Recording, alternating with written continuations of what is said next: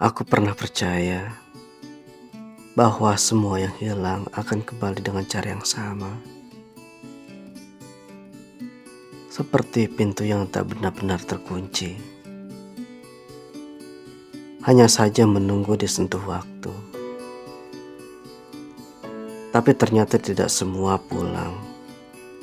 Tidak semua jejak kembali utuh. Ada yang larut menjadi bagian dari sunyi. Yang bahkan namanya pun tak lagi berani kupanggil keras-keras.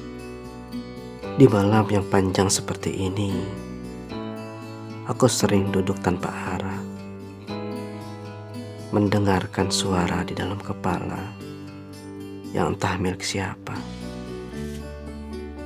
Mungkin milikku. Apa mungkin sisa dari semua yang pernah pergi? Aku masih ingat cara dunia terasa hangat saat ada seseorang yang berjalan di sampingku. Tak banyak kata, tapi cukup membuat hari terasa ringan. Seolah hidup tidak seberat sekarang.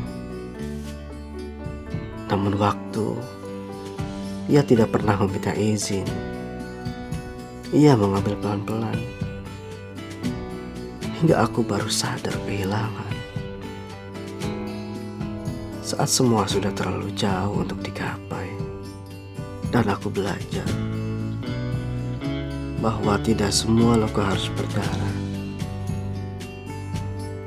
Ada yang diam, tapi menetap paling dalam. Menjadi bagian dari cara aku bernafas hari ini. Aku pernah bertanya pada diriku sendiri, apakah aku masih utuh? Atau hanya kumpulan dari sisa-sisa yang mencoba tetap berdiri, meski tidak lagi sama. Tapi setiap kali aku hampir menyerah, ada sesuatu yang kecil di dalam dada yang berbisik pelan, bertahanlah sedikit lagi.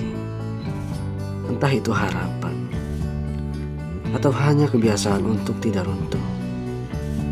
Aku tidaklah terlalu peduli, karena aku tidak tahu sekarang. Hidup tidak selalu tentang menemukan jawaban. Kadang hanya tentang mampu berjalan dengan semua pertanyaan yang tidak pernah selesai. Jika suatu hari nanti kamu kembali, aku mungkin hanya bayangmu yang tersisa. Aku hanya ingin kamu tahu bahwa ada seseorang di sini yang pernah mencintaimu dengan cara yang paling sunyi.